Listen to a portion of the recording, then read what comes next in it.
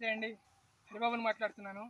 మన తోటలో ఉన్న రకరకాలైన పళ్ళ చెట్లలో ఇది బ్రెడ్ ఫ్రూట్ అండి. ఇది బ్రెడ్ ఫ్రూట్ అనేది మనకి ఈస్ట్ ఏషియా నుంచి వచ్చింది. ఈస్ట్ ఏషియా అంటే Thailand, Malaysia, Indonesia, Bali islands ఆ ఏరియాలో ఎక్కువ ఉంటుంది.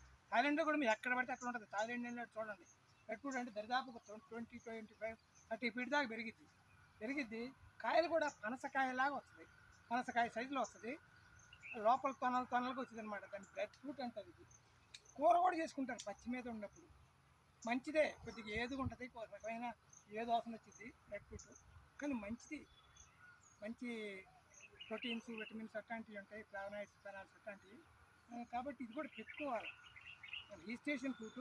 బట్ ఇది మనకు ముందు బెంగాల్ వచ్చింది. బెంగాల్ నుంచి మనకి మెల్లమెల్లగా మన మన రాష్ట్రానికి వచ్చింది. ఇక్కడ ఇవాళ రేపు మనాలు కూడా బాగానే పెడుతున్నారు. చూడండి, బాగా పెట్టి కూడా ఇది 1.5 year అయిపోయింది, 3 years దాకా అయింది. రెడ్ ఫ్రూట్ అనమాట.